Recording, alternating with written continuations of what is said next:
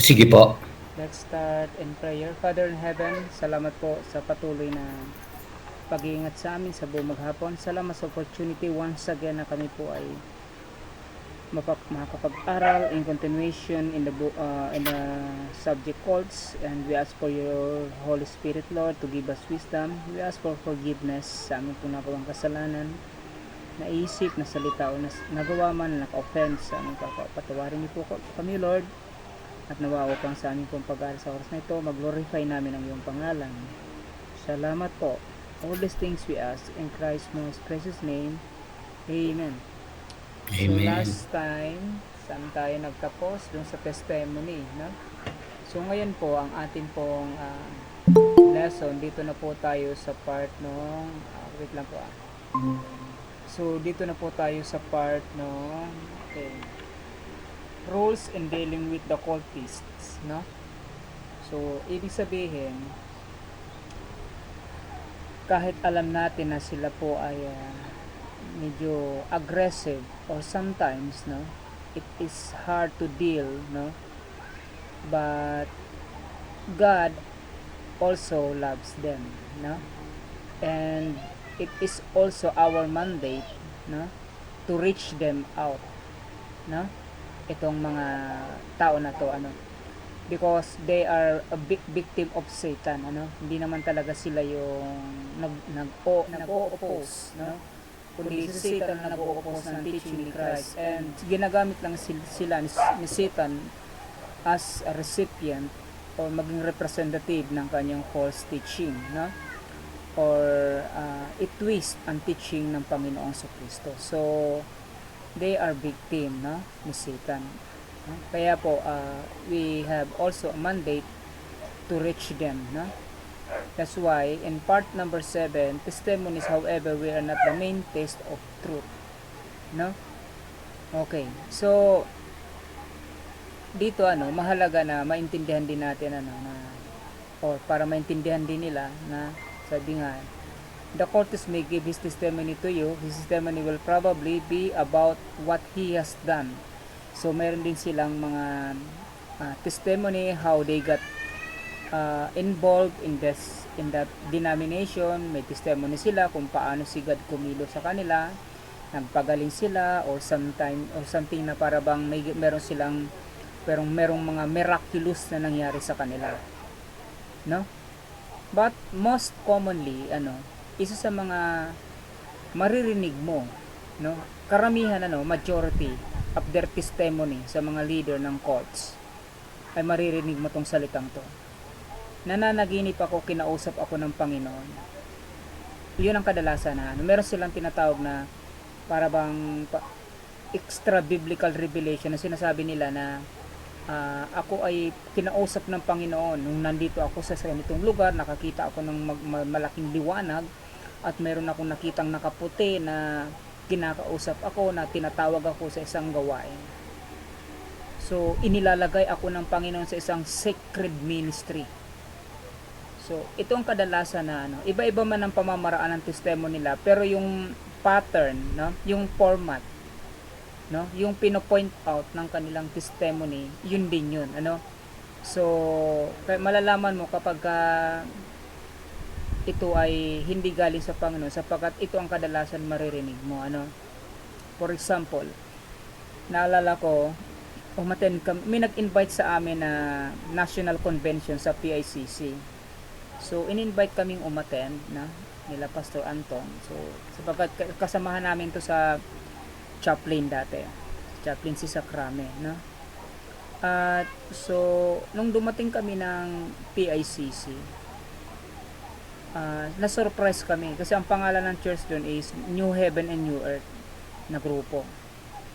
And then we found out na itong grupo pala na to, iba pala ang kanilang agenda, no, sapagkat ang kanilang pinopromote is peace, no. At sila po ang may hawak ng record sa Guinness World Record na pinakamaraming Bible School student na graduate, around 100,000 students. Sila po ang may hawak ng record na yan, na Bible School na nakapagpag-graduate, and ang 1 year, no, sa isang graduation lang, So, sila po ang may hawak na.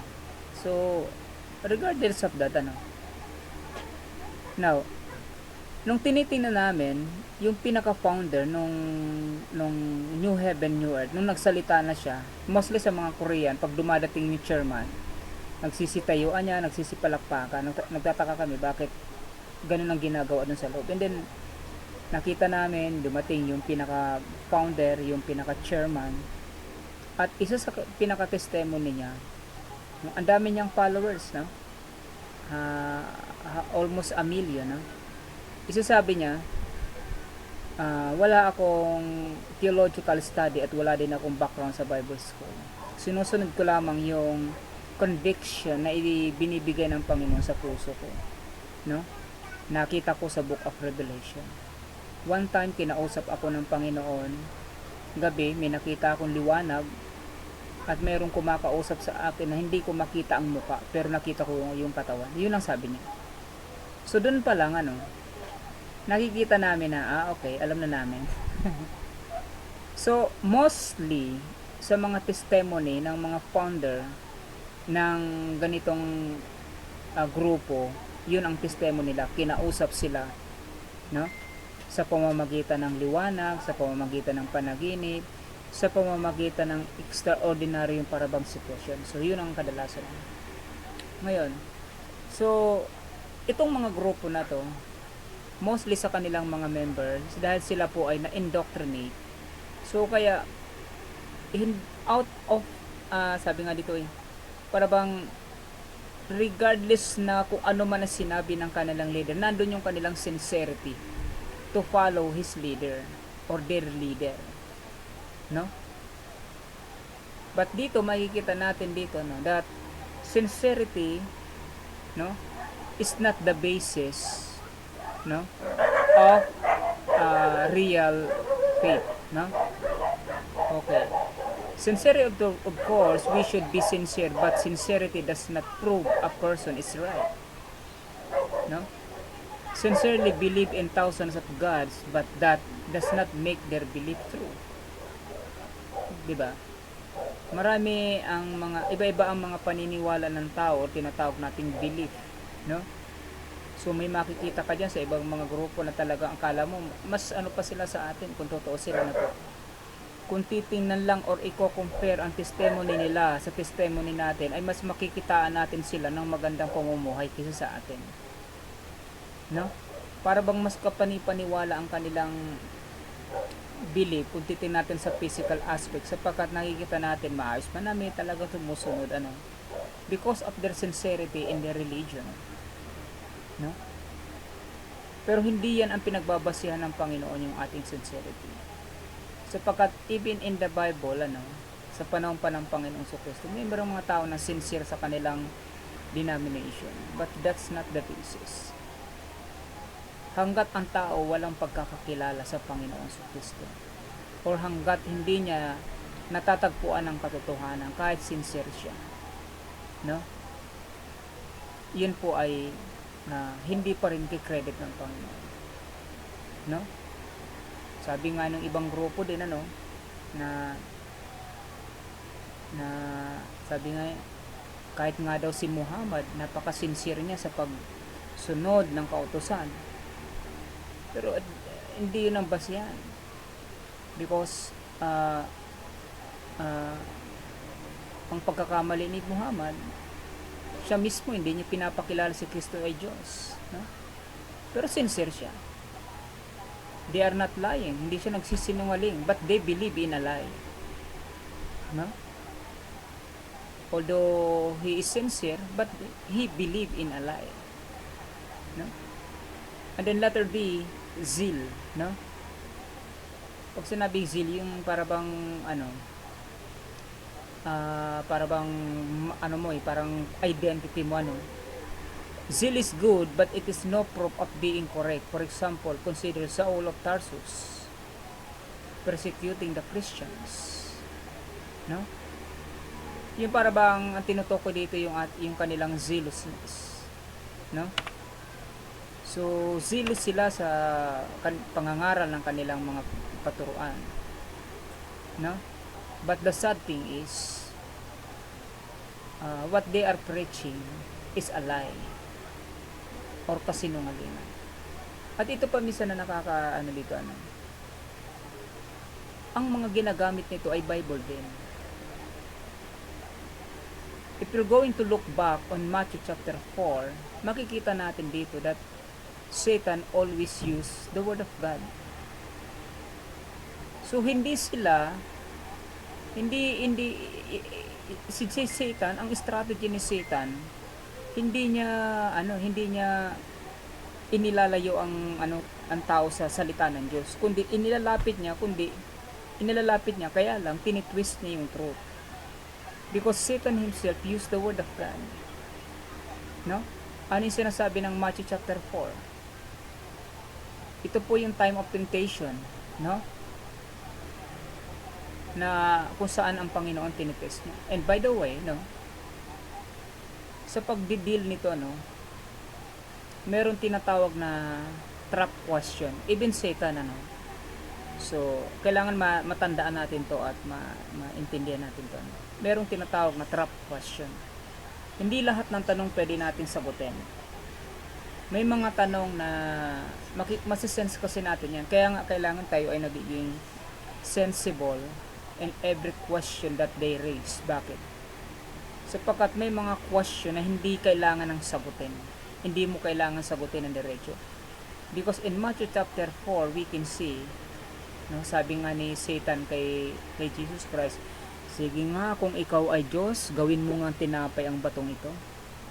Sumunod ba si Jesus Christ? Hindi. Kahit yung mga Pharisee, pag tinatanong siya, sinasagot niya ba ng diretso? Hindi. Because kapag ang kanilang question na nire-raise, tinatarget ang attributes ni God, that means hindi yun kailangan sagutin. Ang tawag yan is trap question. Pag sinagot mo siya ayon dun sa kanyang tanong, tatrap ka na ni Satan. That means kontrolado ka niya. Naalala ko yung nasabi ko last time, na si Satan, meron pa akong isang nakausap na bata pa to na Islam siya sa Quiapo. Islam siya, Muslim. Bata pa to, medyo aggressive kasi pag mga bata pa, kasi aggressive pa yan lalo na pag nakapag-aral-aral ng konti, medyo aggressive yan. So same question about the divinity of the Lord Jesus Christ. Tinatanong niya ako, saan ba sa Bible makikita mong pinatunayan ng Diyos na sa Kristo siya? Even the Bible did not prove that the Lord Jesus Christ is God. Sabi niya sa akin. So sabi ko lang sa kanya, pasensya ka na, medyo hindi ko kasi alam yung sinasabi mo. Ang alam ko lang, ang ganyang klaseng tanong ni Satan. Sapagkat walang ibang nagtatanong or kumi-question sa pagka-Diyos ni Kristo, si Satan lang. Walang ibang nagtatanong sa Bible patungkol sa pagka-Diyos ni Kristo na para mapatunayan ni Kristo ay sa Diyos. Si Satanas lang ang nagtatanong dyan, wala nang iba. Kung kako ganun ang question mo sa akin, ay hindi ka kay Jesus ka. Pares pala kayo ni Satan ang tanong. Sabi ko. Sabay alis na ako. Kasi baka dumugin pa ako ng mga tao doon. So makikita mo yung nature, Kaya nga tayo bilang mga mananampalataya, isang tinuturuan din tayo ng Panginoon na maging sensible. Basta ang tanong patungkol sa divinity ni Jesus Christ, walang ibang nagtatanong patungkol sa divinity ni Jesus Christ, Walang nagki-question na patunayan ni Jesus Christ na Diyos siya. Walang nang ibang nagtatanong ng ganyan sa Bible, si Satan. Kaya pag narinig mo to sa ibang grupo patungkol sa bagay na yan, ito lang pwede mong sabihin sa kanila. Okay. So, pero zealous sila sa pagkanilang pangangaral. Sabi nga kahit zealous sila, sincere sila, pero ang problema, ang kanilang pinaniwalaan ay mali. Okay, next.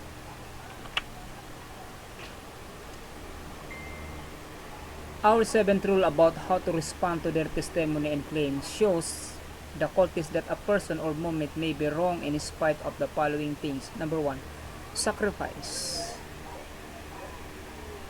So before we came to know Christ, no, ginagawa din natin to, ano to, yung mga ritual, no? 'Di ba?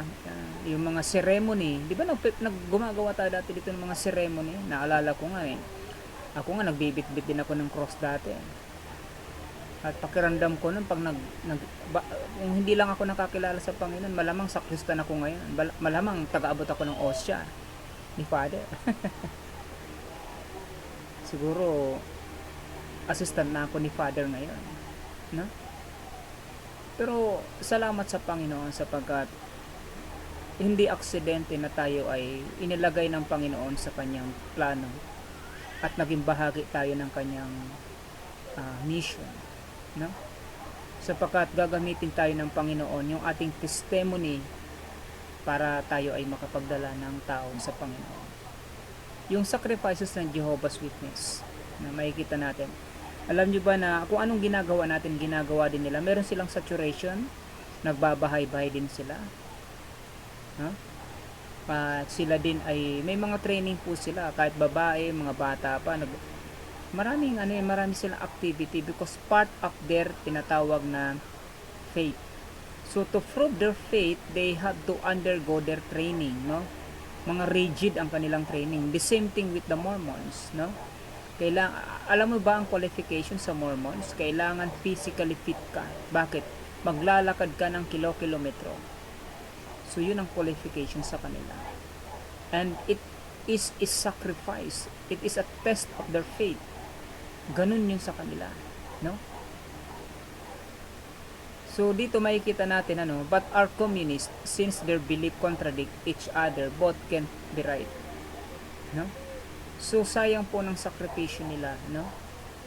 And then letter D, fast growth or popularity. At marami po ang nabubulagan dito sa ganitong sistema, no? Majority is not always right. Minsan ito na ang kadalasan na natututunan ng mga tao, kung alin ang pinakamaraming crowd, kung ano yung kadalasan sinasabi ng karamihan, yun na yung pinaniniwalaan natin, yun na yung pinapakinggan natin, yun ang minsan na sinusunod natin.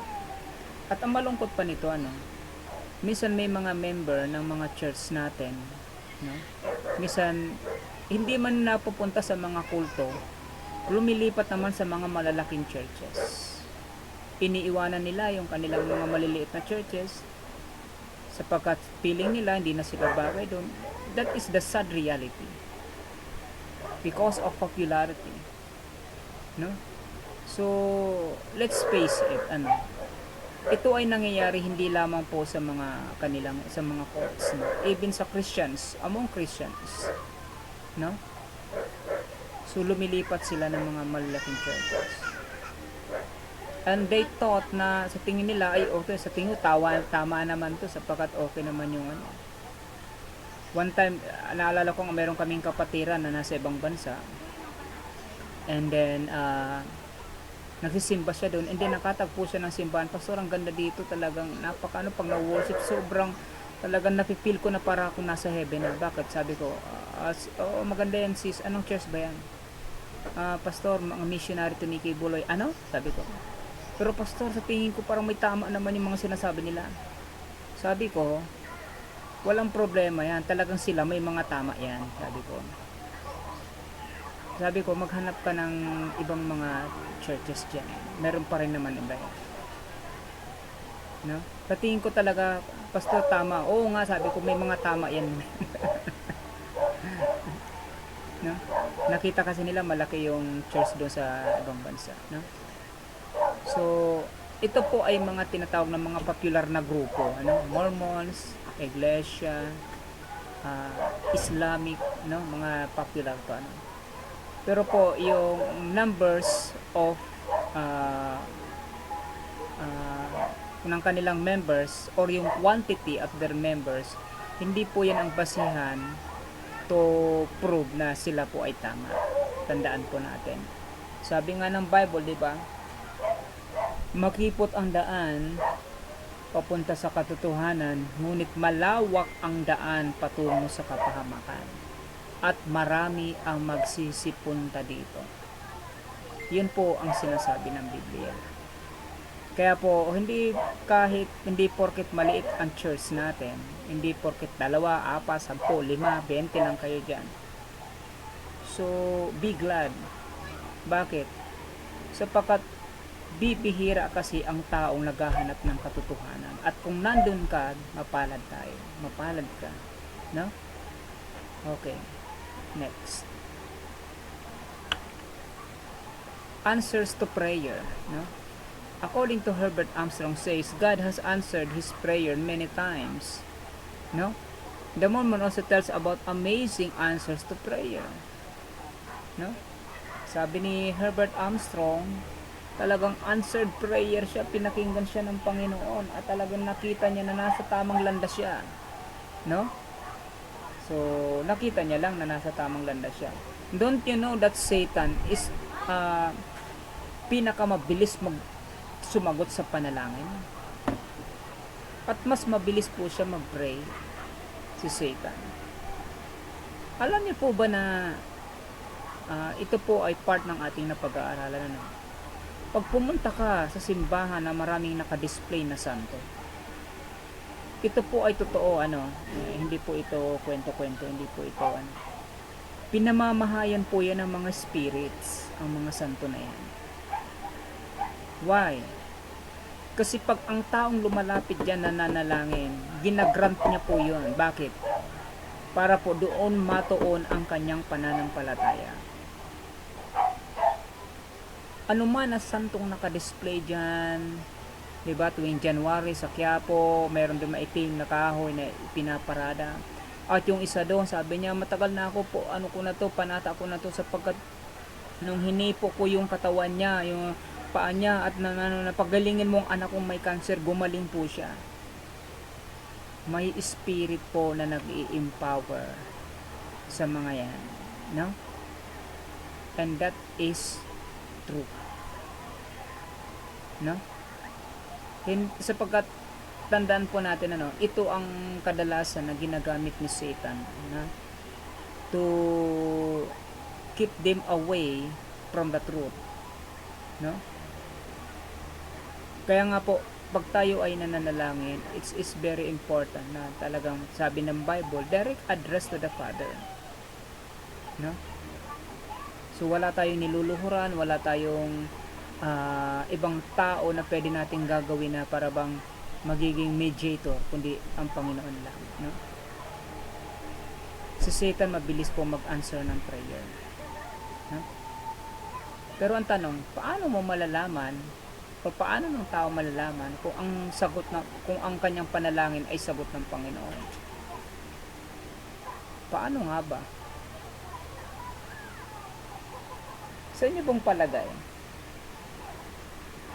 paano malalaman, o tayo na lang, paano natin malalaman kung ang panalangin natin sinagot ng Panginoon, kalooban ng Panginoon, o si Satan ang magbigay? Marami pong Kristiyano, no? Pupunta sa pastor, sa church, pastor, pag-pray nyo kami kasi ganito, ganyan, yung kapatid ko ganito, ganyan. Pastor, pag-pray nyo yung asawa ko na sana makakuha ng trabaho, ganito, ganyan. And then, pinagsasagot ng Panginoon yung panalangin nila. Ang tanong, paano mo malalaman kung si Satan ang sumagot o si God ang sumagot ng kanilang mga panalangin?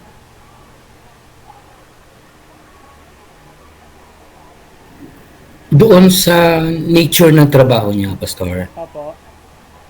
Oo, sa nature ng trabaho. Opo. Nature ng Halimbawa, kung binigyan nga siya ng trabaho, tapos ang kanyang trabaho ay call center. Ang kanyang mga kasama, alam mo na yung mga people doon. So, of course, instead na maging okay, mas lalong hindi naging okay. Ito po, di ba kadalasan, ito yung mga maling conception ng Kristiyano. Actually po, totoo po ito. Ewan ko po, sa tingin ko naman, sasaksihan nyo din naman to personally. May mga kapatiran na mananalangin ng trabaho. Pag nagkatrabaho na, ang nagiging problema po, nawawala na sa church. Pagka kinausap mo kapatid, meron tayong pastor, tinang ko po kasi po magpapaalam lang ako sa boss ko, tingnan ko po yung schedule, may pasok po kasi kami nun. Di ba kadalasan ganun na ang nangyayari? Marami sa akin yan, Pastor. Di ba po? O, di ba? So, this is sad reality. Alam niyo po na minsan, ito ang problema, no? Every time na nagpo-pray kasi tayo, ito yung kadalasan na sinasabi natin, Lord, we claim it na may gagawin ka. I believe in you.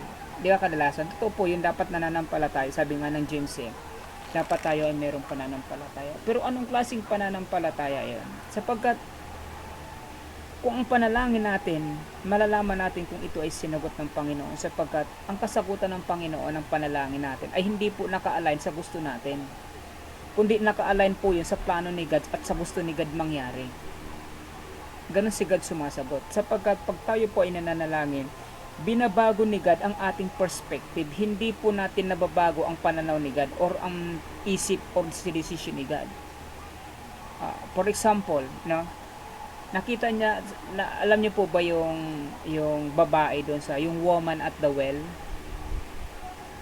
Ay yung babaeng inaagasan for 12 years. No? Yes, Pastor. Makikita natin doon na yung babae, nakita niya lang ang Panginoong Kristo. Sabi niya, sa isip niya, mahawakan ko lang ang laylayan ng Panginoon, gagaling ako. Sa isip niya pa lang po yun, makikita mo yung kanyang tinatawag na pagiging result-oriented ng babae. And then, nung hinawakan niya yung tela ng damit ng Panginoon sa Kristo, naramdaman ng Panginoon yun. Ay marami naman humahawak sa tela ng damit ng Panginoon. Pero, yun lang ang napansin niya yung sa babae. At sabi ng Panginoon, pinagaling ka ng iyong pananampalataya. Now, so dito, balikan natin. Ang pagsagot ng Panginoon sa ating panalangin ay nakabase sa ating pananampalataya. Kung ating pananampalataya mali, hindi po ng Panginoon sasagutin mo. Sapagkat ang pagsagot ng Panginoon ay hindi naaayon sa ating pangangailangan, kundi ayon sa ating pananampalataya. Kung isang kapatiran na nalangin, Panginoon, bigyan siya ng kagalingan sapagkat siya ay may sakit. Naalala ko sa Makati, nag-aaral pa ako sa Makati, sa Bethany, sa Makati. Sabi ng Bible, the prayer of the righteous man availeth much. 10 pastor binisita yung estudyante, pinag-pray. Pagkatapos ipag-pray, makalipas 24 hours, namatay. Ang tanong, sinagot ba ng Panginoon yung panalangin ng mga pastor na to? O hindi? Namatay yung namatay yung estudyante, pinag-pray ng 10 pastor. So ngayon, kung titingnan natin ang panalangin kasi natin sometimes napaka-importante na even among Christians na gusto ni God na every time na tayo ay magkakaroon ng tinatawag na panalangin. Kailangan naniniwala tayo, kiniklaim natin na anuman ang maging sagot ng Panginoon, pagtitiwalaan natin. That is what we call faith. Sapagkat pangyayarihin niya ng Panginoon ayon sa gusto niya, hindi ayon sa gusto mo. No? So yun. Napunta tuloy tayo sa mahabang topic ng prayer. No? So, pinangyayari ng Panginoon ang mga bagay-bagay ayon sa gusto niya, hindi ayon sa gusto natin. No? Ayan. Okay, next. Kaya po, hindi basihan minsan yung testimony ng mga grupo na to na, ay, nakita ko Panginoon, nung nalangin ako, sinagot ng Panginoon. Saan ka ba nanalangin?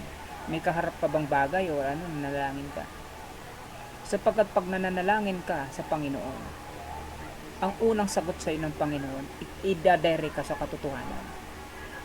Kung sila ay wala sa katotohanan at nanalangin sila, ang sagot ng Panginoon hindi ayon sa gusto nila. Ang sagot ng Panginoon patungo sa katotohanan, dadalhin sila sa katotohanan. Meron po sa aming umattend na dati po siyang pare. At actually, mag-i-enroll yun ng Bible School Mag-i-enroll yun. Probably next year, mag-i-enroll yun. Sabi niya, Pastor, ngayon natagpuan ko na ang katotohanan. Nasa tamang religion na ako. Dapat na ba akong umalis sa religion namin? Sabi sa akin. Ang sabi ko sa kanya, kapag ka ikaw ay dinirect ng Panginoon, and by the way, wala ka sa tamang religion, sabi ko sa kanya. Nasa tamang relationship ka, sapagkat ang Panginoon lang,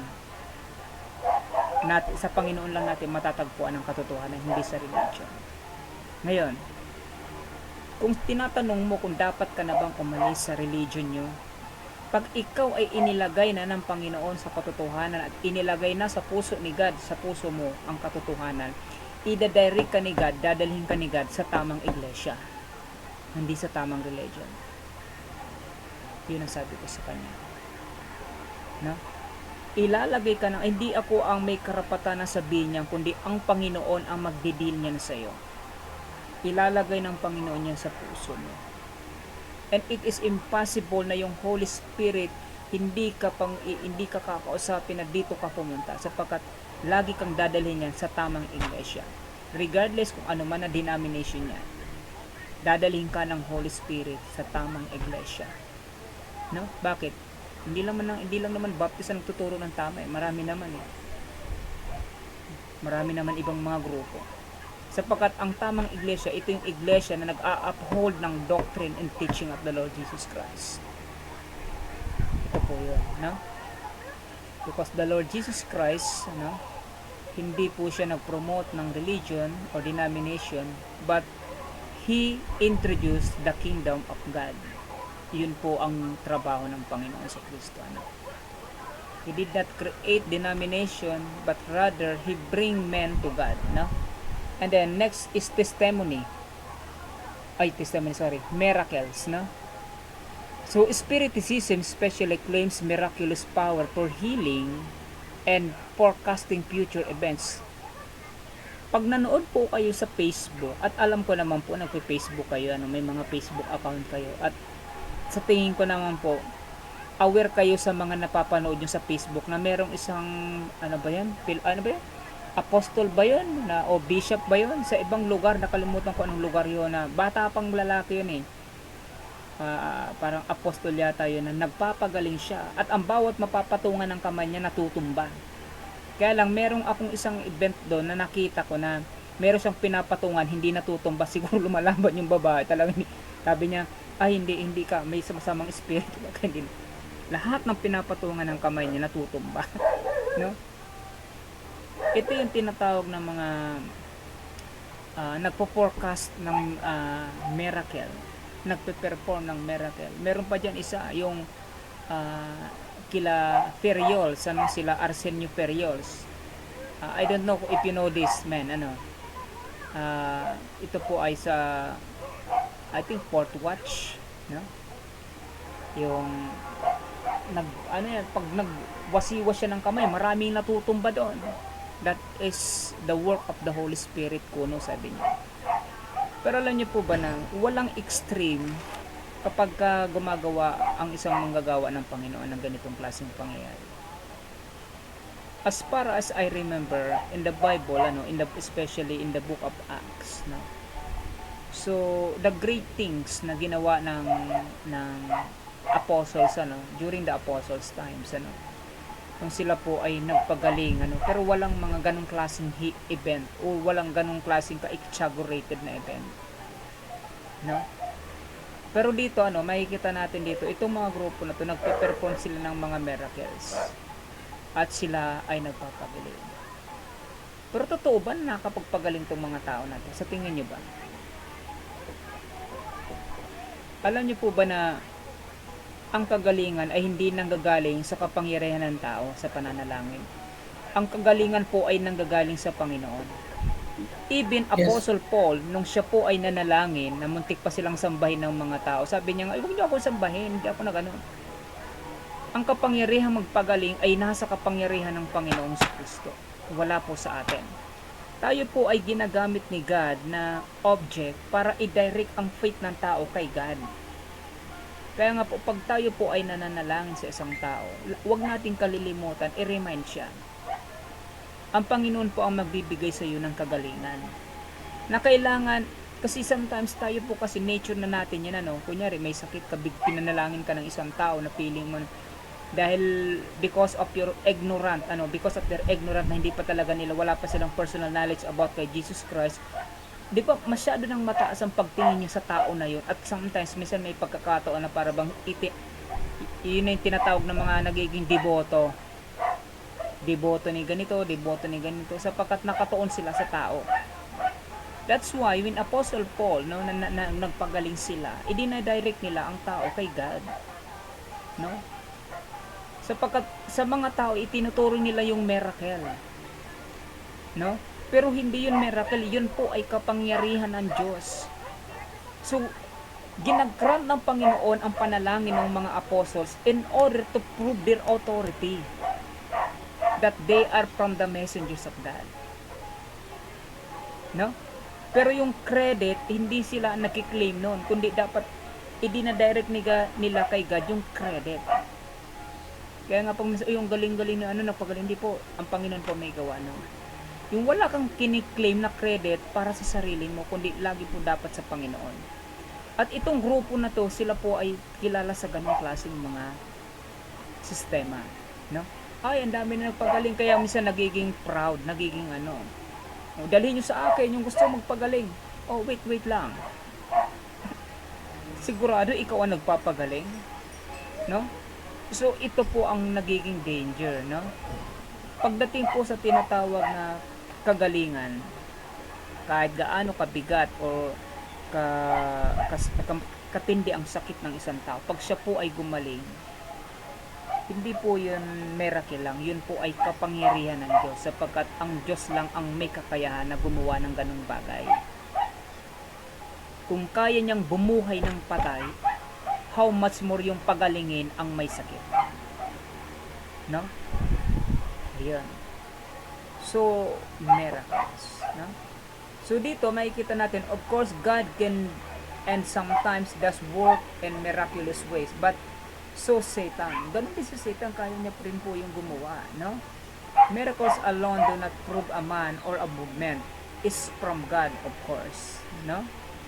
So these 6 things just listed are often good in themselves. True Christians are sincere, zealous, sacrificial, but a movement maybe have some, even all of these things, and still be false. Ibig sabihin po, sapagkat pagdating po sa tinatawag na katotohanan, hindi po kailangan meron kang mga tinatawag na ginagawa o galang po ng miracle, since hindi po. Ang gusto ng Panginoon, matagpuan mo muna ang katotohanan, no? Sabi nga ng Bible, ye shall know the truth and the truth shall set you free, no? Okay, now next. Do not always be defensive, take offensive. Ibig sabihin po, hindi dapat, ganito, binibira-bira ka na, kailangan, ito pong kadalasan na nangyayari sa isang situation pagka tayo ay may nakakausap na ibang mga grupo, tingnan mo nga, sabi nga sa ganitong verse, di ba, sabi nga sa Bible, ganito, ganyan. Ikaw naman, ang ginagawa naman natin, sometimes, dati, hindi po, bakit sinabi sa ganito? Ay, wala po kayong matatapos na niyan, na wala kayong tawag nito, wala kayong mare-reconcile na issue. Kaya nga dapat po tayo, hindi po tayo naka defensive mode. Dapat tayo po ay offensive mode. Kumbaga sa parang kung sa martial arts, para bang defense sa atake, parang style ni Bruce Lee, no? Iba yung nagde-defense ka, iba yung nag-o-offensive ka, nasa offensive mode ka. Pag offensive mode kasi, ibig sabihin kasama na yung defense pero may kasamang atake yun, no? May mga sungkit, no? Sa martial arts po ganun, no? So in defending our faith, so hindi po dapat tayo naka defensive but also take on the offensive mode. So para po mas maging effective tayo, or sometimes mas maging sensible ang ating pong pakikipag-usap, no? Kailangan po ay lagi nating ilagay sa isang tinatawag na conversational na approach, no? Hindi in a form of argument, no? Sapagkat sometimes ang argument po, ito po ay nag-i-stir up lang ng ego ng bawat isa, no? Kasi po, pag ang isang tao mas maalam, mas malalim, hindi niya kailangan makipag-argue, no? Sapagkat nasa-sense niya na hindi nito maiintindihan ang sasabihin ko kahit anong gawin ko. So, I think wala na akong dahilan para makipag-usap. So, tayo po ay binibigyan ng Panginoon ng karunungan kung ano ang dapat nating gawin. As I have said, no, a while ago, na tayo po ay maging sensible pag ang nire-raise na question ay tumitira sa pagka-Diyos ng Panginoong Kristo. So, I already give you some details about this, na simple lang, sa Bible, walang ibang nagki-question sa pagka-Diyos ng Panginoon sa Kristo si Satan. Pangalawa, hindi natin kailangan patunayan yun sa kanila sapagkat ang Panginoon kaya niya yung patunayan sa kanila. Pangatlo, kung mismong sinabi ng Bible hindi na nila pinaniwalaan, hindi ka rin nila paniniwalaan kahit anong paliwanag nila sapagkat hindi katotohanan ang hinahanap nila, kundi sinusukat lang nila ang kaalaman mo. So, hindi lahat ng tanong pwede mong sagutin. Ito yung tinatawag na offensive mode. So, ngayon dito, magmumukha sila kasi po, pag ginamitan mo siya ng psychology, lumalabas yung kanilang kamangmangan. Sila mismo makaka-realize nun. No? Kaya nga, ganito po ang strategy yung ginagawa ng Panginoon Kristo. Kaya nga, kung gusto natin maging parabang mas effective sa ganun, mastery natin ang gospel. Kasi ang strategy ng Panginoon Kristo, yun ang mas effective way to refute Satan's teaching or to refute Satan's strategy. No? Now, number 9. When they support their false doctrine by taking Bible verse out of their context, insist that they examine the context of their proof text. No? So, ibig sabihin po, pag may mga ginagamit itong mga reference verse, hindi mo kailangan gumamit pa ng isa pang reference verse to refute. So, maging stick tayo sa kung anong verse na ginagamit nila. No? Naalala ko nga, meron one time, paalis na kami ng simbahan. Nasa Ugong Valenzuela pa kami dati. Paalis na kami, pagbukas po ng pinto, nandun mismo tatlong magkakasamang babae, isang dalaga, dalawang medyo matanda na Jehovah. At ang style ng mga ito, pagbuka mo ng pinto, ipapasok nila yung kanilang kaliwang paa sa pintuan. Para pag isinara mo man yun, ay hindi mo na malalaki yung kasi kumbaga sa para bang tinatrap ka na nila dun eh. So, ngayon, sabi nila, pwede po ba kaming makapag-share something sa inyo? Kaya sabi ko naman, ano bang sasabihin nyo sa akin? Patungkol lang po sa mga bagay-bagay at talaga, anong bagay-bagay iyon? Patungkol po sa pag-asa sa buhay at talaga sabi ko maganda yan. Kaya lang, anong klaseng pag-asa ang gusto nyong ibigay? Kasi alam niyo po ba na sabi ng Biblia, tayo ay kailangan lang maging mapanatili natin ang ating pagiging mabuting tao, may mabuting puso, may mabuting kalooban. Sapagkat yun po ang nais ng Panginoon. Ay talaga po, napakaganda po pala na sinabi nyo. Kaya lang po, yun po ba talaga sinasabi ng Panginoon sa Bible? Yun po ay dapat talagang nakikita po yun sa tao kahit hindi Jehovah nakikita. Pero anong pag-asa po kayo pwede nyong ibigay sa akin? Ang pag-asa lang po ay mapapanatili ng Diyos na tayo po ay maging maayos, safe, ay ganun po ba? Pero pagkatapos po ng buhay natin, ano po ba ang kasunod? Hindi na po, maglalaho na po tayo na parang bula. So, ginamit nila yung Book of Ecclesiastes. Sabi ng Book of Ecclesiastes, I think 7 yun na. Ang tao, pag siya po ay namatay, siya po ay mawawala, at hindi na siya alalahanin ng tao, maglalaho siya na para bang bula sa mundong ito. Kaya, maliwanag po dito na pag tayo po ay nawala sa mundo, wala na po, ibig sabihin, tapos na. Ay, ganun ba? Basahin nga natin uli yung book, sabi ko. Kasi hindi nila naiintindihan yung Ecclesiastes. No? Ang tinutukoy ni Solomon doon, pag wala kang magandang bagay na ginawa sa kapwa mo, o sa ibang taong nakapalibot sa iyo, pag nawala ka, hindi ka nila aalalahanin at walang pupunta sa burol mo. Yun po ang ibig sabihin nila. Because of their ignorance, ano? At ito rin po kasi ay tinuturo lang sa kanila. So, hindi nila to talaga totally naiintindihan. So, sometimes, it is our duty to clarify dun sa kanila kung ano yung mga ginagamit nilang verse. No? Hindi natin kailangan tumalon-talon sa ibang passages.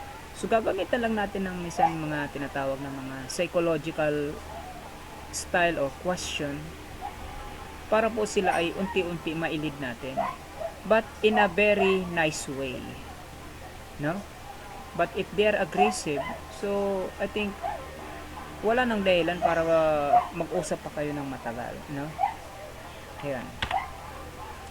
And then number 10, try to bring them to the place where they must choose between the Bible's clear teaching on some important point and their cult's teaching about that point, no? Then urge them to follow God's word, not their cult's contradictory ideas. Challenge them with love to follow God rather than, no? So, hindi po yata ito natapos. Sorry po, ano.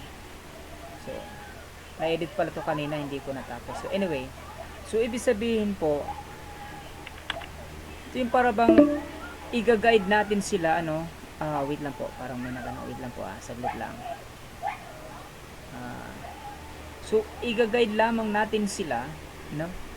As I have said, no?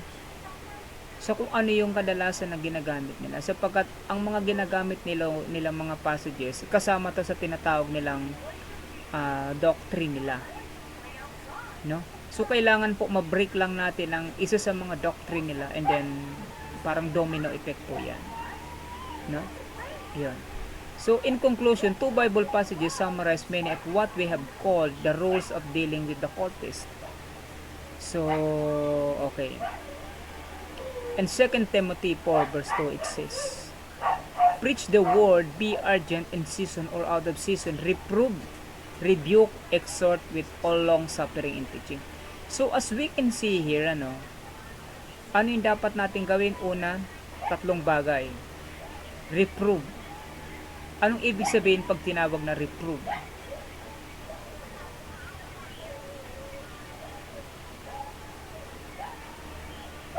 Ano pong ibig sabihin pag sinabing reprove?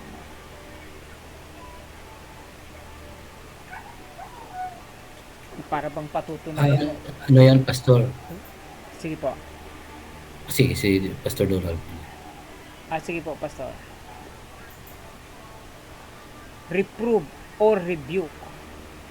So, salita ba siya? Sige po. Medyo baka ano po yung mic ni Pastor Donald. Baka may... sige po, Pastor. Pagka sinabi natin kasing reprove, yun yung explanation ng disapproval. Yun. Yung hindi ka nag-a-agree doon. With contradiction. Sabihin mo, mali yan, ganito ang tama. According to the Bible. Yun. Tama po. Okay, salamat po. Ano? So, ibig sabihin... other words, Pastor, yung correcting, kinukorek mo siya doon. Pero eventually, ang una, sinasabi mo, ay, mali po yan. Meron kang disagree, nagdi-disapprove ka kaagad. Yun, tama po. Salamat. So, kaya nga, pag once na may nililay down na passages, ikaw mismo alam mo yun na sometimes they are taking a verse out of context. No? So, if they are out of context, kailangan natin yun i-clarify. But sometimes, magiging problem doon is, syempre, sometimes hindi nila matatanggap na para bang mapapahiya sila doon eh. So, kaya nga, pag once na sila ay nagre-rebut, follow up mo, i-rebuke mo sila. Kasi bakit? Kasi hindi pwede, no, na i-insist nila ang isang bagay na mali. Kaya nga, sa Matthew chapter 4, pag inaral mong maiga ang Matthew chapter 4, magkakaroon ka ng idea dun kung paano ni Jesus Christ nire-refute, nire-reprove, and nire-rebuke sa Satan. No? So, napakaganda nung, kaya nga, pagdating sa tinatawag na defending our faith sa apologetics, isa yun sa pinaka napakagandang verse na pwede mong aralin at gamitin, na makakakuha tayo ng strategy doon, no? Especially pag nag-aral ka ng apologetics. Apologetics means art of reasoning, no? How to defend our faith, no? So dito even Apostle Paul nag-remind siya na hindi ka nag-agree sa sinasabi nila, and also you are rebuking them. And then after you rebuke, you exhort. Ibig sabihin, nandun pa rin yung tinatawag ng mga comforting words, no? For them to give them hope, for them to parang i-guide mo sila para sila po ay ma-illuminate, maliwanagan, no? Maintindihan with all suffering, because sometimes minsan mahirap magtimpi sa mga ganito, pero sometimes kailangan nating pairalan yung ating pong tinatawag na patience, no? Lagi nating pairalan yung motivation natin na love, no? Sapagkat they are not our enemy, they are what we call para bang sila po ay victim of Satan. Mahal din sila ng Panginoon, and God want them to bring them in the knowledge of Christ, no? So yun. And 2 Timothy 2:24, and the Lord's servant must not to strive, but be gentle towards all, up to teach, forbearing, no? And meekness, and correcting them that oppose themselves, no? So ayun. And also, no, meron akong gustong i-add dito, at gusto ko yun ang magiging memory verse natin, no, sa subject na to, yung 2 Peter 3:15. I think 3:15 or 3:18. I forgot exactly the verse, but I think 2 Timothy 3:15 yun, So basahin ko lang po, Okay, binuksan ko muna yung aking Bible. So medyo matagal yun. So ito po ay lagi magpapaalala. 2 Peter 3:15. Pakibasa nga kung tama yun, o 1 Peter 3:15. I think 1 Peter yata, sorry, ipaki nga 1 Peter 3:15. Wait lang ito 1 Peter pala, 1 Peter 3:15. Sige po, pakibasa nga po kung meron kayong Bible. Apo, ito ba sa Tagalog? Sige po, Pastor. Kundi inyong ariing banal si Kristo na Panginoon sa inyong mga puso. Okay. Na lagi kayong handa ng pagsagot sa bawat tao na humihingi sa inyo ng katwiran. Yun. Tungkol sa pag-asang nasa inyo, ngunit sa kaamuan at takot. Yun. Salamat po, Pastor. So, yun po ay isang paalala sa atin in dealing with this group. Yan po ang ating pong memory verse sa ating pong subject, no? 1 Peter 3:15, no? Tayo po ay dapat laging handa, no? Sapagkat bakit? Sapagkat pag tayo po ay nakikipag-deal sa kanila, ang gusto nilang makita sa atin, anong klaseng pag-asa meron tayo, na kung saan pwede din naman natin sa kanilang maibahagi, at pwede rin naman natin silang mabigyan ng pag-asa na meron tayo, sapagkat ito yung meron ka na wala sila. Nakakuha niyo po ba? Ito yung pag-asa na katotohanan na meron ka na wala sila. At sometimes minsan gusto nila tong alamin, kaya nga dapat tayo ay laging handa. Yung preparedness, no? But sabi doon, with meekness in fear. Hindi natin pinapakita na tayo ay arrogant, kundi ang ipinapakita natin dito is yung pagkakaroon ng tinatawag na pag-ibig, sapagkat dapat ang motivation ng lahat ng ginagawa natin ay dapat pag-ibig, no? So yun po. Okay, now introduction, answer to the following question. Ito po, may set work po tayo, pero mamaya na po ito, So proceed po tayo dun sa next natin. Okay, so part 2 na po tayo.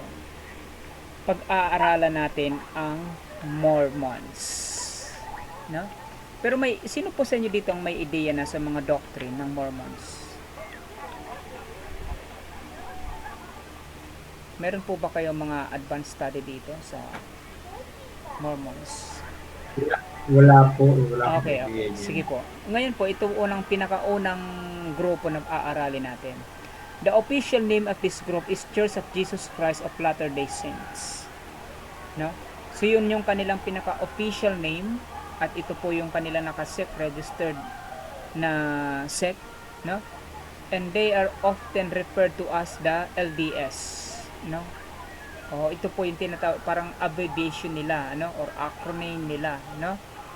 So yun, ang kanila pong headquarters probably sa Utah, no?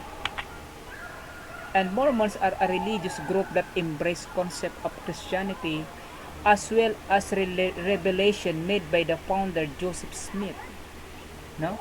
They primarily belong to the Church of Jesus Christ of Latter-day Saints, no? Napakaganda sana ng pangalan ng church nila, no? Latter-day Saints or LDS, which is headquartered in Salt Lake City in Utah. So yun, tama pala sinabi ko. So sila po ay sa Utah, ano ang kanilang pinaka headquarters, no? Kaya lang po, ang problema, ang kanila pong headquarters sa Utah ay meron po yan underground, no? At sa underground po nito, marami po silang mga tinatawag na mga activity dyan, especially yung tinatawag nilang spiritual marriages, no? Pag sinabi pong spiritual marriages, ano, katulad din po to ng ang practice na to, katulad din po to ng ginagawa ng leader dun sa Davao. So pumipili sila ng mga batang babae doon, no? At doon nila para bang nagiging quarters na po yun hanggang sa lumaki yung mga bata na yun. At para sa kanila, ang tawag nila ng katuruan nito is spiritual marriages, no? Because part of their teaching is yung tinatawag na reincarnation, no? So, ayun. And then later on, ma-discuss din natin yan. Okay, now. And has more than 16 million members worldwide, no? So, ito po ay mga tinatawag na para bang, I think last update nito is I think last year, no? So, 16 million po ang kanilang population. And another Mormon denomination, the Community of Christ, is centered in the Independence, Missouri, has about 250,000 members. And the religion was officially founded in 1830. Ito po yung taon na kung saan sila po ay natatag, when the Book of Mormons was published, no? So, ngayon po, sila po ngayon ay nasa tinatawag na church is most prevalent in the United States, especially in Latin America, Canada, Europe, the Philippines, Africa, parts of Oceania. While Mormons embrace many Christian beliefs, they have their own distinct set of philosophies, values, and practices. So makikita natin dito na ang kanila pong teaching is combination of Christian's doctrine and also ini-inject din nila yung kanilang belief, no? And by the way po, baka mag-cut off to po to itong klase natin. So lipat po tayo sa kabilang link, So anytime po pwedeng mag-cut off to kasi nag-warning na. So lipat na lang po tayo just in case na mamatay. Now, so dito po makikita natin dito na sabi dito, yung kanilang teaching po para bang pinagsama-sama lang nila. But majority of their teaching, makikita natin dito yung tinatawag na about dun sa kanilang nakasentro na po yun kay Moroni or kay Mormon. Kaya po tinawag na Mormons sapagkat hangi po to sa tinatawag sa pangalan ni Moroni, isa sa kanilang mga prophet, ayun, at inadapt din nila yung teaching ni Solomon, Okay, let's proceed. History of the Mormons. Moroni and the Gold Lane Plates. Joseph Smith made the following claims. Okay, ito po. On September 21, 1823, had a visit, Sabi nga niya dito, sila po ay binisita from angel named Moroni. And Moroni told Smith where a book of gold plates was buried and in hill of Gomorrah, not far from where Smith was living. So, kung natatandaan nyo po yung sinabi ko kanina, ganito ang kadalasan introduction or testimony ng mga taong bumubuo ng tinatawag na mga cultist group. no? Kinausap sila kono ng ganito, biglang may nagpakita sa kanila na kono ng ganito, maliwanag, kinausap sila kung ano sinasabi. Ito ang kadalasan maririnig mo sa kanila pag sila po ay nagte-testify. Any of this denomination, no? Now, so to make the long story short, so ang kanilang pong pinagbabatayan dito, according dun sa Revelation, kaya nga po meron silang Book of Mormons, no? Ako po meron akong Book of Mormons, at sometimes binabasa ko rin yun pag ako po ay may oras, no? Para po malaman din kung ano talagang iba pang sinasabi nila, but most of them is contradict to the biblical revelation of God, no? So ayan, okay na. Ang kanila pong belief, ito po yung kanilang mga teaching, Mormons consider themselves Christians, but many Christians don't recognize Mormonism as an official denomination. So why is it? Sapagkat nga po, unang-una na hindi biblical sa kanila yung reincarnation, spiritual marriages. Pangatlo po yung kanilang pagkakaroon ng maraming asawa, no? Yung reincarnation process nila, they believe, no, na kunyari yung asawa ng isang kapatiran na matay ay may kursunada niya yung isang anak. So they can claim na ako yung asawa mo.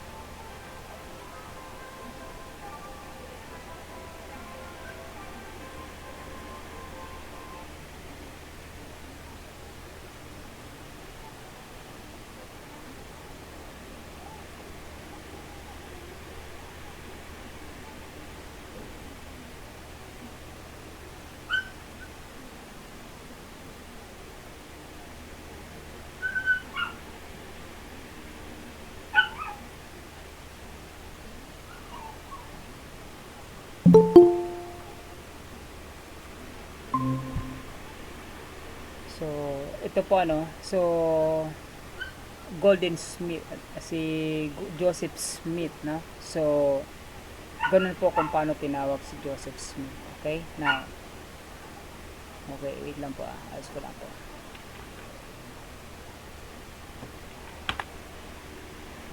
Wait lang, ayaw lumipat wait lang po ayan.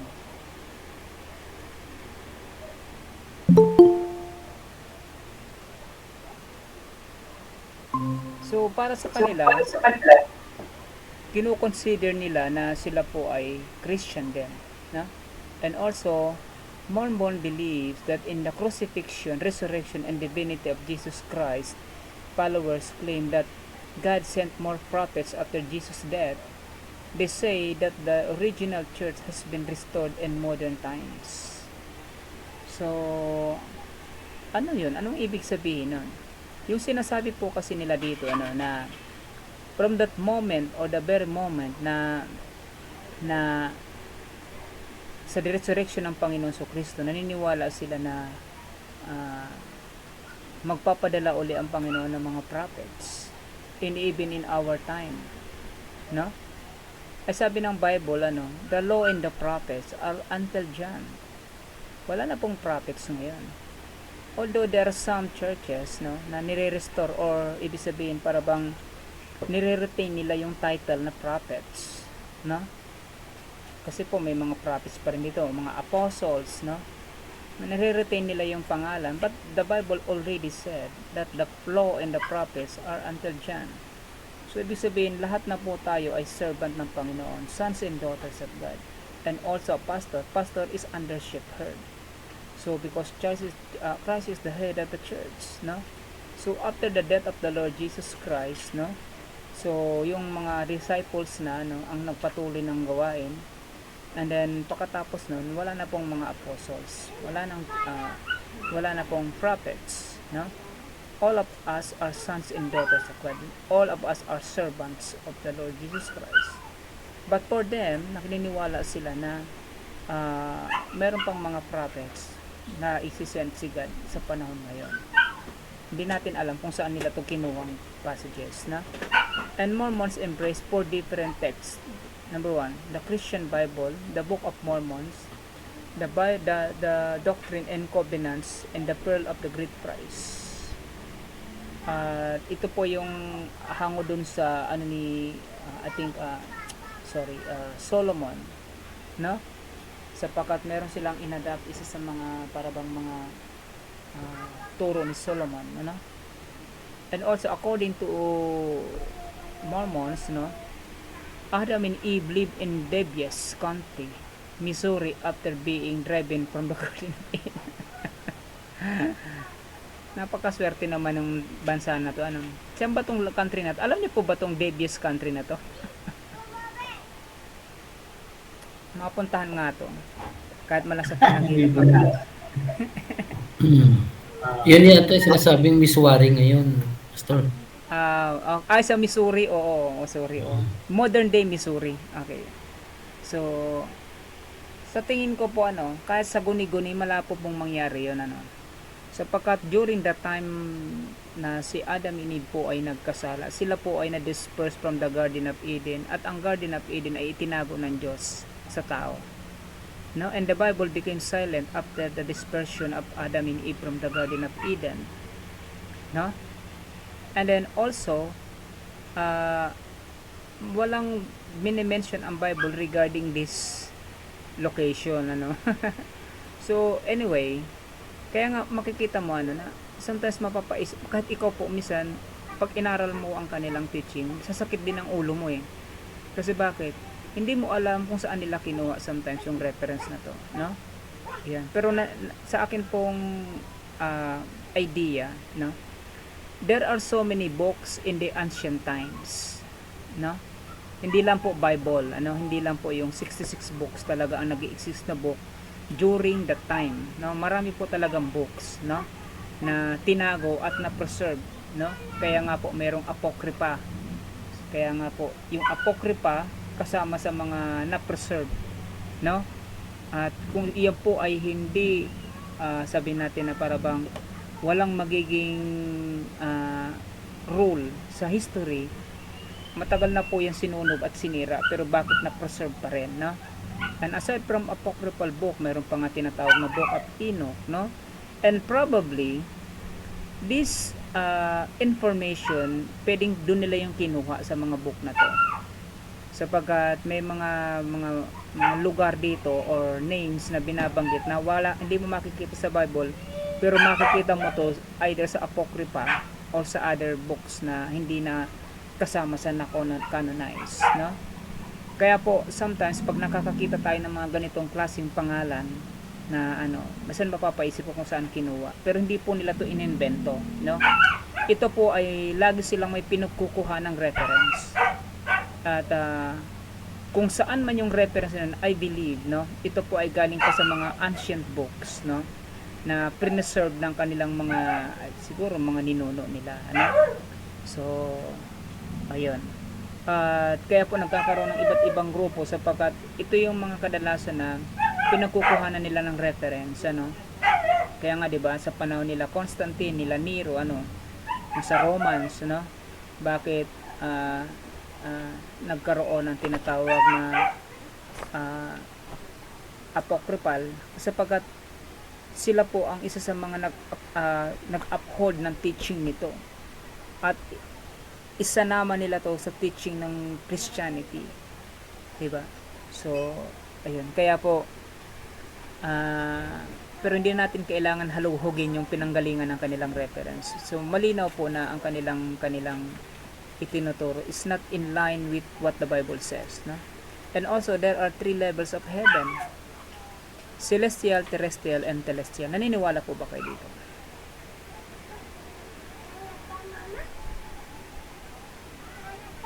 Sa 3 levels of heaven. Biblical po ba to? Yes or no? Hindi yan biblical. Okay. 3 levels. celestial, terrestrial, celestial, and celestial. No? Actually po, ito pong tinatawag nilang kinds of heaven. Meron po nito sa Bible. Itong tinatawag na tatlong heaven sa Bible. Meron po talaga nito. No? At kaya lang sa kanila kasi iba yung pagkaka-define nila nito. No? Ang pagkaka-define kasi nila nito na itong tatlong heaven na to, ito yung tatlong pwedeng puntahan ng taong namatay. Depende sa level ng spirituality mo or sa mga bagay na ginawa mo. So yun ang maling definition nila.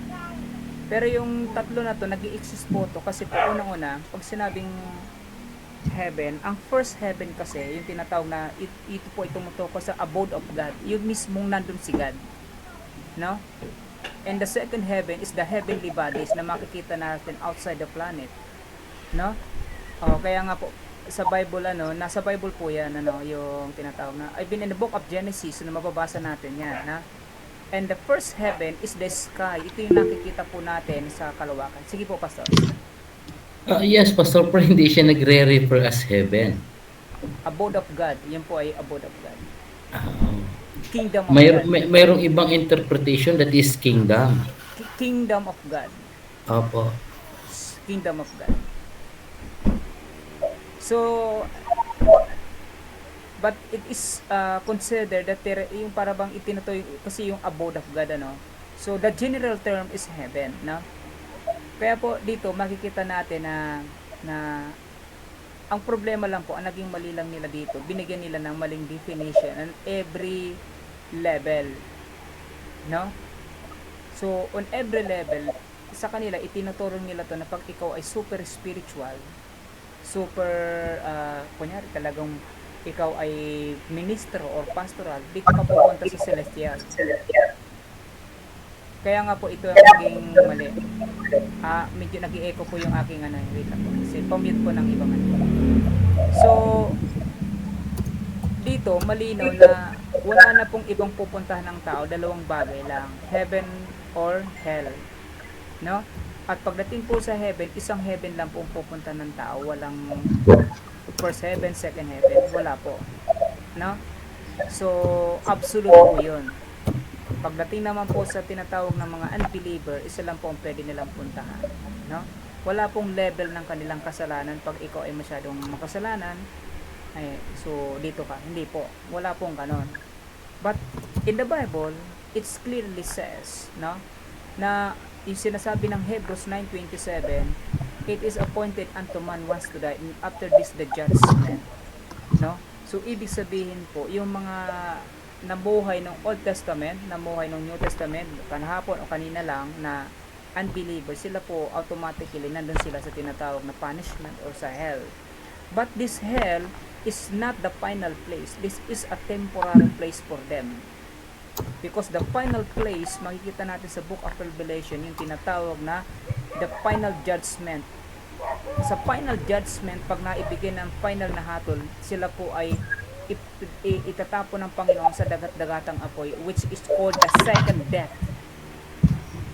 Second death, no? Ibig sabihin, that is spiritually and eternally separation from the love of God. No? So, yun po ang magiging kalalagayan ng tao. No? At ito po ang medyo mali sa kanilang teaching. No? So, ayan. Then, only those in the celestial kingdom will live in God's presence. Now, followers don't recognize, okay? So, followers don't recognize the concept of the Trinity. Ito po, isa pa sa problema nila. Hindi po sila naniniwala sa Trinity, God existing in three person. Instead, they believe in Father, Son, Holy Ghost are three separate gods. So, naniniwala sila na sa tatlong ito, sila po ay gods. But the problem, they don't believe that these three gods distinct in one person lang. No? Kung kayo po ang kayo ang tatanungin dito, paano nyo ma-reconcile tong Trinity sa kanila? Binanggit ba sa Bible yung Trinity? Ah, Nasa Bible po yung Trinity. yes. Ah, Yes po. Hindi natin makikita literally the word Trinity, but the essence of the Trinity makikita natin. No? So, ito ang kadalasan na hinahanap ng ibang mga cultic group. Hanapin mo nga sa Bible yung ganito. Hindi po natin lahat kailangan hanapin sapagkat hindi porket wala, hindi nakasulat, hindi po nag-exist or wala yung essence. No? Sapagkat there are several passages in the Bible na hindi natin makikita yung bagay na hinahanap natin, especially in the book of Esther. In the book of Esther, wala kang makikitang words na God. Wala binanggit si God doon. But it doesn't mean wala si God doon. No? In the Bible, hindi naman binanggit yung Trinity, but it doesn't mean there is no Trinity. There is a Trinity, the essence of Trinity. No? And sometimes, ito yung nagiging struggle din ng ating nakaramihan sa atin because they struggling how to reconcile the Trinity. We believe in the Trinity, but sometimes we don't know how to reconcile the Trinity. Pero simple lang po yan, ano? Balikan natin yung Genesis chapter 1 verse 1. Anong sinasabi doon? In the beginning, God created the heaven, the earth. Basahin natin yung kasunod, verse 2. And the Spirit of God moved upon the surface of the what? Water. So, sa book of Genesis chapter 1, ilan ang binanggit? God and what? The Spirit. Tama po ba? So, God and Spirit. So, balikan natin sa John chapter 1 verse 1. Ano po ang sinasabi? John chapter 1 verse 1. Ano pong sinasabi? In the beginning was the Word, and the Word was with God. Okay. And the Word was God. Yun. Yun. In the beginning was the Word, and the Word was with God. No? So, okay. So, balikan natin Genesis. Sa Genesis, binanggit po yung the Father and the Holy Spirit. In the beginning, God. And then verse 2, in the Spirit of God. And John chapter 1 verse 1. Ang sabi po dyan, sabi po, in the beginning was the Word, and the Word was with God, and the Word was God. Ito po ang conclusion. 1 John 5:7. Okay. So, ipo-project ko po sa projector natin. Ano? Wait lang po. Stop presenting. Okay. So, gusto ko po na basahin natin. Ano? Okay. Pakibasa nga po. 1 John 5:7. Ayan po, naka-project na sa ating ano, wait lang po, isusum ko po isusum ko lang para mas maging malinaw. Wait lang, ayan. Ayan po, malinaw na po ba? Kaya naman na, Pastor. Sige po, pakibasa. 1 John 5 verse 7. For there are three that bear record in heaven: the Father, the Word, and the Holy Ghost. And these are one. Okay. Nakita nyo po? And these three are one. Nakita nyo po yung sagot. Makita nyo po kung paano sinama rin ng 1 John ang sinasabi ng Genesis at John chapter 1 verse 1. There are three that bear record in heaven: the Father, makikita natin sa Genesis 1, the Word in John chapter 1 verse 1, and Genesis ulit. And these three are what? One. Mala na po. The Bible can interpret itself and can defend itself. Nakita niyo po yung sagot. That's how God described Himself. At ganun ni God pinapakita at pinapakilala ang kanyang sarili. No? Wait lang po. Okay. Let's present ko lang ano. Okay. So kaya po dito ano, isa po to sa mga kanilang mga katuruan, ano. At para sa kanila, ito po ay foundational, no? Para sa mga Mormons, foundational tong kanilang mga turo, no? And also, the Church of Jesus Latter-day Saints considered Joseph Smith, who founded the Mormonism, a prophet. Now, Mormonism follows strict healthy lifestyle.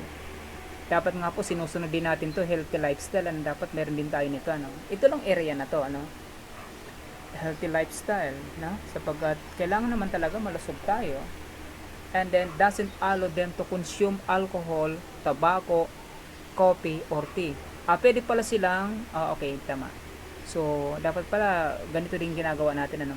And family life, good deeds, respect for authority, and missionary work are important values in Mormonism. So, makikita natin, ano, na pagdating sa tinatawag na moral aspect, no, mataas ang kanilang standard when it comes to the moral aspect. Wherein, Christians also, dapat ganun din dapat po tayo. Because we are claiming to be sons and daughters of God, and we must project the character of Christ. Dapat hindi nakikita, sapagkat yung character in nature dapat nakikita sa atin yon, yung character in nature of the Lord Jesus Christ, no? At makikita natin din sa grupo na to na mataas ang kanilang tinatawag na standard when it comes to the moral values, no? Sapagkat kailangan nilang i-project yun because they are what? They are claiming na sila po ay mga anak ng Panginoon, no? And Mormons practice clothing ritual that include wearing special undergarments that have religious significance known as the temple garment. So that is worn by adult members who make sacred promise to God. So may mga symbolical practice din po sila, no? At ito po ay mga symbolical na lang, ano, hindi naman na to nire-required, no? Sa Christianity ganun din, sometimes meron din tayong mga symbolical practice, no? Naalala ko nung meron kami ditong inordain na bishop sa Bacoor, no? Hindi ko po alam kung kilala to ni Pastor Donald, ano, si Bishop Dominador Cuevas, no? Dati marami po tong inahandle na pastor sa Mindoro, si Pastor Don Cuevas. At isa po to sa mga kaibigan din natin. Kilala niyo po, Pastor? Mimid. Naririnig ko lang, hindi ko pa namimid. Pero narinig niya po. Marami po yan, Pastor. Almost 200 pastors na hinahandle sa Mindoro. Ano po. So, nang in-order namin siya, marami siyang mga tinatawag na mga symbolical practices or belief, no? Nung nag-ordain kami, meron siyang tungkod ni Moses, meron siya yung parang sinusuot ng batika na para bang ano. So meron siya noon, marami lahat ng ano. So but that's only symbolical para sa kanila, ano. So hindi naman namin kine-question 'yan. At sometimes ganun din yung ginagawa ng mga Mormons, ano, mga symbolical practice. But it cannot affect, no, sa atin sa Christianity, ano. Hindi naman po yung nakaka-affect ng ating teaching or doctrine at also yung ating salvation, no. But sometimes mayroong mga grupo din kasi na strict pagdating sa ganon, ano.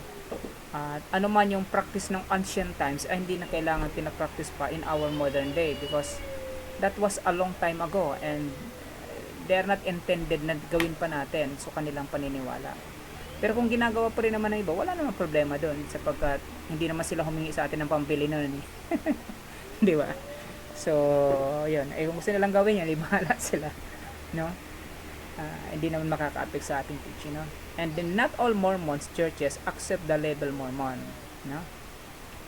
Because the term has at times been used in derogatory manner and it does not allow the variety of beliefs that exist among churches that follow the Book of Mormon and the teaching of Joseph Smith. Kaya nga po si Armstrong saka si Joseph Smith, ano, so a long time ago, no, it was siguro after several years, no, na-divide po tong kanilang grupo, ano, sapagkat there are group na hindi nila accepted yung pagkakaroon ng tinatawag na spiritual marriages, especially for those na ayaw nila na yung asawa nila aasawahin pa ng iba. Kaya po nagkaroon sila ng problema dito. Kaya nga po na-divide ang kanilang council. Kaya nga po ito medyo hindi lahat ng Mormons meron silang tinatawag na pares ng belief. May mga Mormons na ayaw ng practice nila, ng hindi nila gusto ang spiritual marriages. Sapagkat ikaw nga naman, asawa mo, asawahin pa ng iba pag nawala ka. No? So, ayaw nila yon sapagkat nadidegrade yung kanilang moral, yung kanilang moral, no? So, that's why na-divide po to, kaya po, mayroong magkaibang grupo ng Mormons na pinapractice ito, at yung ibang grupo ng Council ng Mormons hindi nila to pinapractice, at talagang nirenounce nila yung teaching na to, no? So, ayan, ibig sabihin talagang kahit ganito nadidivide din pala, no? Okay, now dito po tayo magtatapos, okay. So, si Joseph Smith was born in 1805 in Vermont, USA. The son of a poor farmer. Later, his family moved to Palmyra, New York. No? So, Joseph's mother was fortune teller and given to the erratic behavior. So, sa introduction pa lang po ng kanilang family, makikita natin na involved sila sa mga witchcraft. Sapagkat po ang pagiging fortune teller, ito po ay categorized sa mga witchcraft. Alam niyo ano po ba yung witchcraft?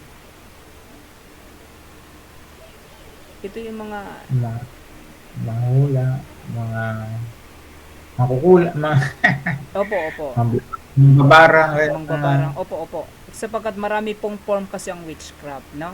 Kahit po yung tinatawag na drugs, no? May connected po yan sa witchcraft, yung drugs, no? So, hindi lang po yan yung mga nagpapagaling, kahit po yung albularyo, na merong pinagpiprihado, kung ano sinasabi na Latin word, witchcraft po yun. Kaya po, hindi tayo basta-basta dapat sa mga ganun. Meron pong albularyo na nananalangin siya ng mga Latin word, napaka-dangerous po kasi sapagkat ang Latin word, ginagamit po yan ng mga satanista. No? Calling spirit outside word, no? Latin word po ang ginagamit nila dyan, no? So, witchcraft. Kaya nga po, dito pa lang makikita natin na ang kanilang pamilya ay may history ng witchcraft. No? Dati silang fortune teller. Ano yung fortune teller? Yung nanghuhula. Tama po ba yun? No? So, hindi na po natin babasahin yung kabuuan. So, I want you to read by yourself. At reviewin nyo po para po at least meron tayong personal reference, and also natin yung iba pang mga dapat natin malaman dito, so by next week po ang atin po itutuloy po natin to next week, by next week ang atin pong i-discuss is yung kanilang ginagamit ng mga libro, at meron po akong libro nito, ng kanilang pinanggagalingan ng kanilang turo. So kaya po dito, napaka-importante na pag tayo po ay makikipag-deal sa ganitong grupo, alam natin ang kanilang background, alam natin ang kanilang teaching, doctrine, alam natin ang kanilang strength, at alam dapat natin ang kanilang weakness. So, in that way, doon natin malalaman kung paano natin sila i-refute, kung paano natin sila ina-knockdown, no? Sapagkat alam niyo po ba na hindi natin silang itinuturing kaaway, pero tandaan natin, ang Panginoon mismo, hindi po siya naging silent sa mga false teachers.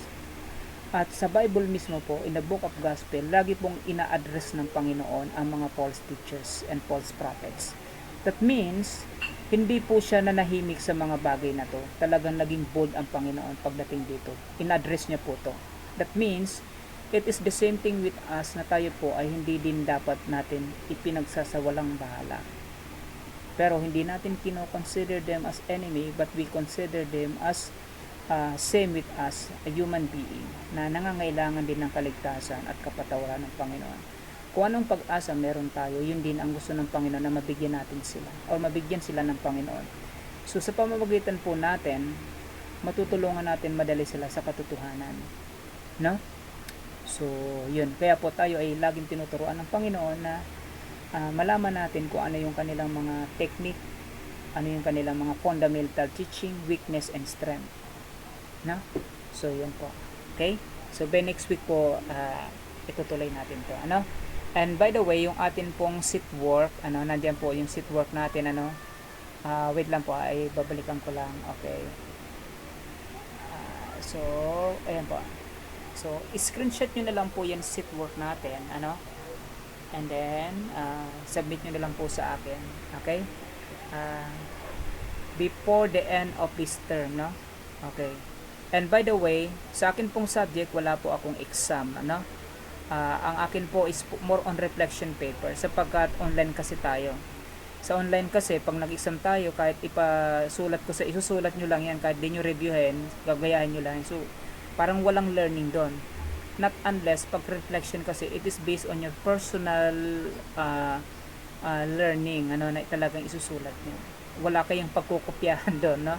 So, pero tayo po ay naka-physical class, magkakaroon tayo ng exam. But since we are online class, so tayo po ay more on reflection paper, no? So, ayan, okay? Salamat po. So, question po, wala naman question or clarification? Okay? Wala po? Wala naman. Sige po. Salamat po at see you po. Kita-kita po so, next week. Ano? So tayo po ay manalangin. Panginoon, salamat po sa patuloy na pagtuturo at pagtutuwid sa amin. Lord, salamat po sapagkat bagamat kami, Panginoon, ay inilagay nyo na, Panginoon, sa tamang landasin. Lord, dalangin namin, Panginoon, na tulungan nyo kami, Panginoon, na maging mabuting halimbawa, especially sa mga taong nakapalibot sa amin, upang Lord, ang iyong salita ay patuloy namin maihayag sa pamamagitan ng aming testimony, Lord, ay maipakilala ka namin, Panginoon, especially sa mga tao, Panginoon, na wala pang pagkakakilala sa iyo. Salamat po, Lord, sa paalala niyo sa amin mula sa 1 Peter 3:15 na kami po ay laging maging handa sa pagsagot ng mga bagay, mga tanong o katotohanan na meron kami, Panginoon, upang ang mga tao na ito ay, Lord, madala namin sa iyong paanan, Panginoon. At dalangin namin, Panginoon, nawa sa aming pong buhay, ikaw lamang po ang mag-glorify, ngalan niyo po ang aming pong maitaas. Pagpalaan niyo po ang bawat isa, ingatan niyo po, Pastor Ray, Pastor Donald, sa kanya-kanya Panginoon trabaho, ikaw patuloy na mag-ingat, ilayo sa anumang kahinaan o kasakitan man, at patuloy niyo po i-provide ang kanilang pangangailangan. Salamat po, ikaw lang po nag-glorify sa oras na ito, sa pangalan po ng Panginoong Jesus. Amen. Amen. Amen. God bless po, Pastor Pastor Donald. God bless po. God bless, Pastor. Din sa Palain kanya. po kayo. Pastor Donald, good night. God bless.